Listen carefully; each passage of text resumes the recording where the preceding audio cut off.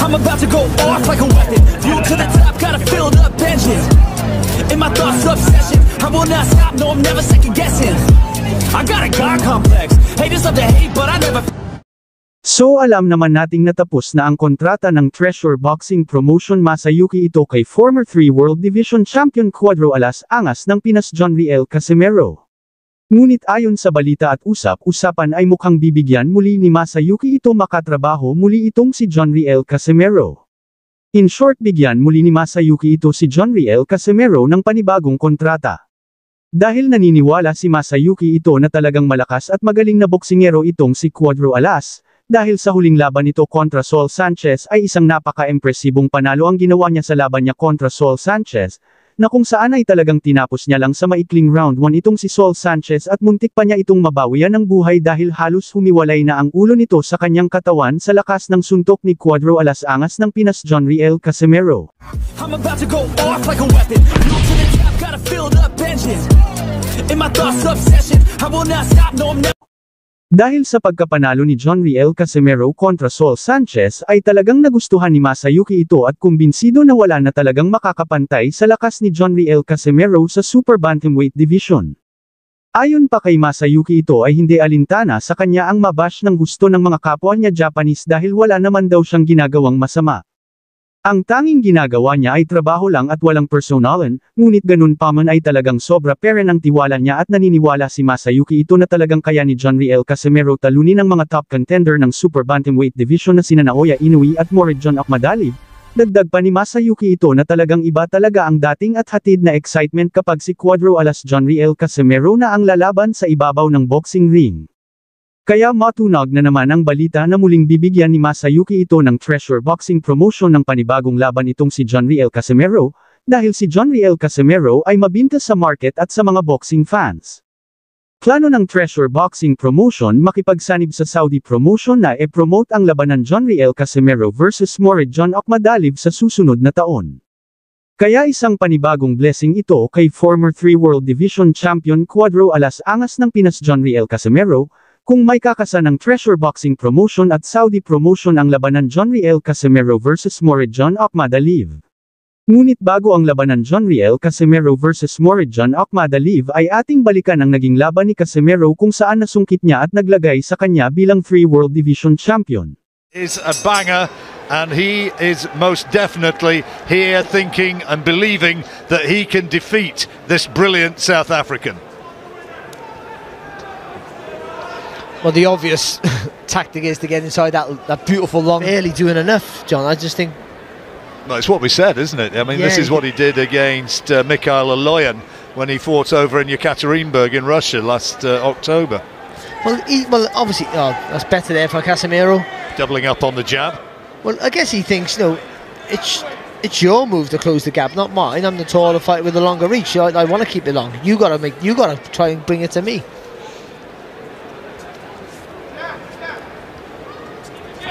Bags of experience though, Casimero.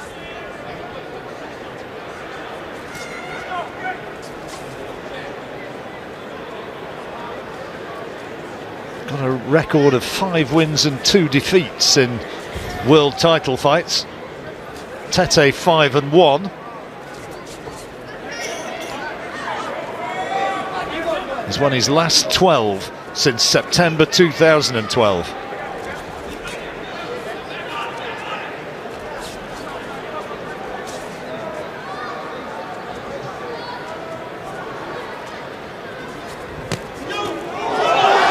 Casimero got him. He's got him with a butt now. He's given it. He's got him with a body shot, was it? No, it was on the chin. It was a short right hook to the chin. And he's in trouble. He's all over the place. He's in real trouble. Tete's in a lot of trouble. And the referee wants to look at him. He's allowing it to continue. But can Casimero take him out here? It happened so quickly. And he's still got a long way to go in this round. There's 1 minute 20 seconds. And Tete still looks unsteady.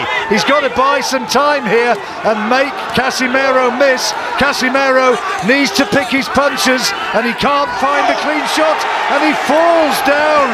Tete, I don't think there was a punch which put him down. He just collapsed to the canvas. He's not recovered from the first shot. He's not recovered from the first knockdown. I'm sure of it. Referee asking, is he okay? Casimero wants to finish it right here, right now, and finish it he has. The title changes hands in sensational fashion. Zolani Tete stopped. Dagdag pa sa ating mga balita. So undisputed and 4 World Division Champion Naoya Inoue, pinulutan lang, at nilait lang ng Team Casimero. Ayon sa Team Casimero ay labanan niya si Cuadro Alas Jonriel Casimero kung talagang magaling daw ito. Kung magaling talaga si Inoue, labanan niya si Cuadro Alas. Yun lang yun, wala lang iba. Rason naman ng Team Inoue ay ban daw si Jonriel Casimero sa bansang Japan kaya hindi nila ito lalabanan. May sagot naman dyan ang utol ni Jonriel Casimero na si Jason Casimero. Ayon sa kanya ay bakit nakalaban itong si Luis Neri sa bansang Japan kung nakaban ito habang buhay. Dahil kung gusto talaga nila labanan si Jonriel Casimero ay kaya nilang tanggalin ang pagkaban ni Jonriel Casimero sa bansang Japan at ikasa doon ang labanan na Naoya Inoue versus Jonriel Casimero. Yung inaano kasi nila, ban daw sa Japan na isang taon. Siniri nga, ban ng ano, yung ban For na life. ban, Ban for life. ba? Oh, ban for life. Tama. Tinanggal lang dahil gusto nila makalaban. Kumbaga, kaya lang i-overrule ang rule nila.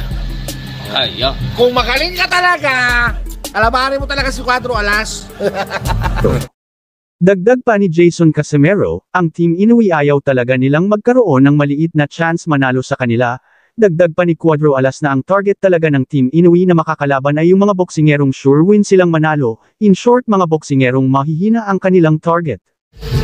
Siguro ayaw nilang bigyan ng weight or path para sa data. Umangat ang umangat. Ang team Inoue, ayaw talaga nila na kung may karoon sila ng kalaban, ayaw nila na magkaroon ng maliit lang na tsansya. Chances. O yung nakalaban nila ba? Kumbaga, Yung baga ano ba, yung target nila, sure win na panalo. Oo, sure win na panalo. Walang ano na, uy, parang may chance sa akin to, uy, wag. ayaw nila na may chance. Pag malalaman nila, uy, may chance na pwede ako matalo dito, hindi nila lalabanan yan. Pag may chance, Wala rin, hindi pa rin magaling talaga. hindi Kaya magaling. nga siya, hindi siya tinatawag talaga na magaling kasi nasa Japan ng lagi. Tapos kung lalaban sa ibang bansa, mga May monster ba na mapapagsak na isang suntok? Dagdag pa ni Cuadro Alas angas ng Pinas Jonriel Casimero ay hindi ito matatawag na The Monster itong si Naoya Inoue dahil sa isang suntok lang ay bulagta na ito. At the hands of a left hook of Luis Neri. Definitely going on his highlight reel, but after that... Ang reaksyon naman ni Naoya Inoue sa mga pinagsasabi ni Cuadro Alas angas ng Pinas Jonriel Casimero. Ayon kay Naoya Inoue ay sobra na ang panglalait, pangbabastos at pag-aangas nitong si Jonriel Casimero. Dagdag pa ni The Monster Naoya Inoue na pinagbibintangan daw ni Jonriel Casimero itong si Naoya Inoue na takot at umiiwas labanan si former 3 World Division Champion Cuadro Alas angas ng Pinas Jonriel Casimero. Ang sagot naman ni Naoya Inoue ay hindi daw ito takot kay Jonriel Casimero at lalong hindi ito umiiwas na labanan si Jonriel Casimero. Dahil kahit siya ay gustong-gusto na labanan at bugbugin si Jonriel Casimero. Para mawala ang yabang nito, ngunit ganun pa man ay hindi sa kanya nakadepende kung sino ang itatapat na makalaban ng kanyang promoter.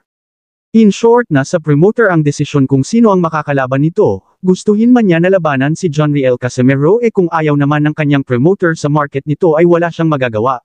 Bukod pa dyan ay hindi naman top contender or mandatory challenger itong si Jonriel Casimero para labanan ni The Monster. Dagdag pa ni Naoya Inoue ay paakyatan niya muna ang kanyang rankang sa number 1 spot para maging mandatory challenger ni Naoya Inoue si Jonriel Casimero. Kung hindi niya magawa na maging isang mandatory challenger ay huwag na siyang mangarap na makalaban si Naoya Inoue aka The Japanese Monster, dahil hindi ito papansinin ni Naoya Inoue. Dagdag pa dyan ay grabe na daw talaga ang galit ni Naoya Inoue kay Jonriel Casimero dahil sa mga pangbabastos nito sa social media. Nakakatakot na daw si Naoya Inoue, dahil ngayon lang daw nila nakita na sobra na itong nagalit dahil sa mga pinagsasabi ng Team Casimero. Dagdag pa ni Naoya Inoue sa oras daw na magkita sila at maglaban sa ibabaw ng boxing ring ay titiyakin niya na babaliktad at patutulugin itong si Jonriel Casimero para mawala na ang angas at yabang para tumigil na ito kakaputak na parang manok na nangingitlog. Thank you for watching. Salamat sa inyong panunood. This is Winsworld TV. Saying peace, love and good vibes lang tayo lagi, okay, alright.